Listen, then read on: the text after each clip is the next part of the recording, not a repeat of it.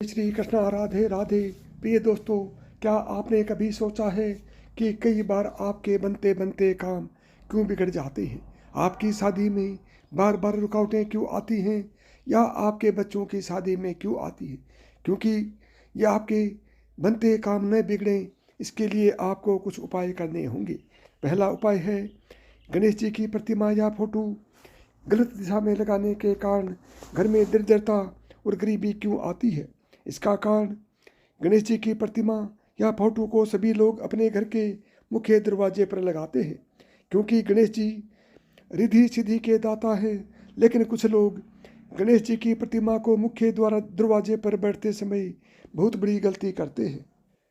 जब घर के मुख्य दरवाजे पर प्रतिमा स्थापित करते हैं तो गणेश जी का मुख आगे की ओर रहता है और उसकी पीठ घर की तरफ हो जाती है, और पीठ में दरिद्रता का वास होता है।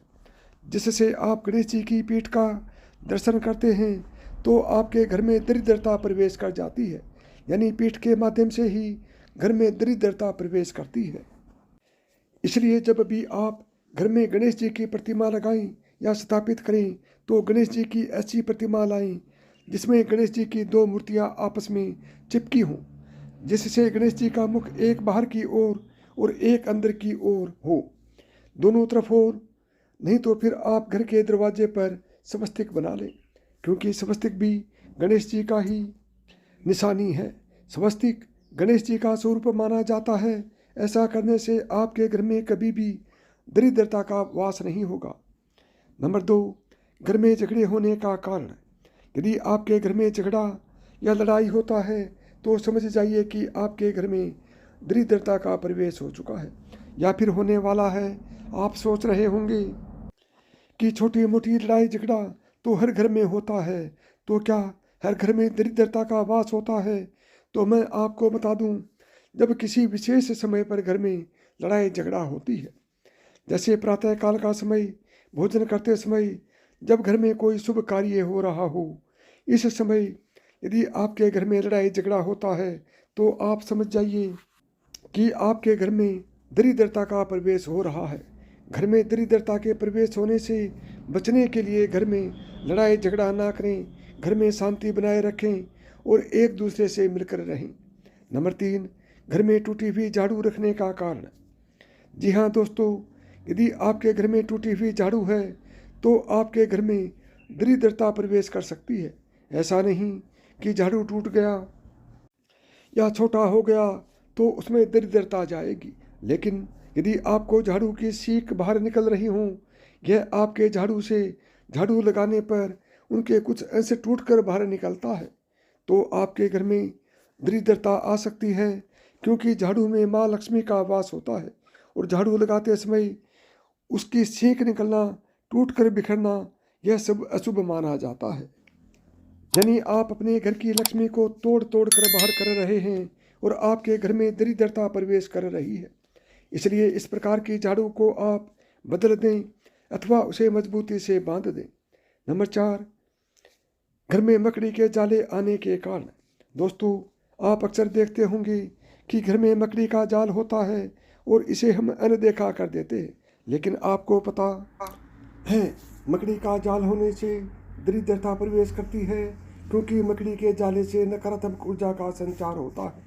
और यदि आपके घर में मकड़ी का जाल है तो आप सतर्क हो जाइए, क्योंकि घर में जाल होना दरिद्रता की प्रवेश की निशानी है। इसलिए आप जब भी देखें कि आपके घर में मकड़ी का जाल है तो आप उसे तुरंत निकाल दें। नंबर 5, पति पत्नी को एक थाली में खाना खाने से। शास्त्रों में बताया जाता है कि पति पत्नी को एक थाली में खाना खाने से घर में गरीबी और दरिद्रता आती है। जिस घर में पति और पत्नी एक थाली में एक साथ खाना खाते हैं उसे वास्तु दोष का पाप लगता है। उसके घर से लक्ष्मी चली जाती है और उसके घर में दरिद्रता का वास हो जाता है।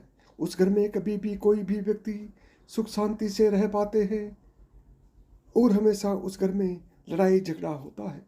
अगर इस वास्तु दोष से बचना चाहते हैं तो कभी भी पति पत्नी को एक थाली में भोजन नहीं करना चाहिए। अगर पूरी जानकारी चाहते हैं तो इस पोस्ट को एक बार अवश्य पढ़ें। नंबर 6, घर की नल से टप टप की आवाज़ आना।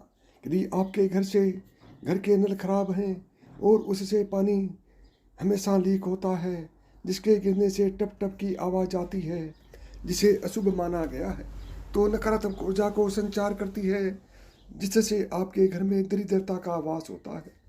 इसलिए यदि आपके घर के नल खराब हैं और पानी गिरने से टप टप की आवाज़ आती है, तो आप उसे ठीक करवा लें, क्योंकि घर की नल से पानी टपकना दरिद्रता की निशानी है।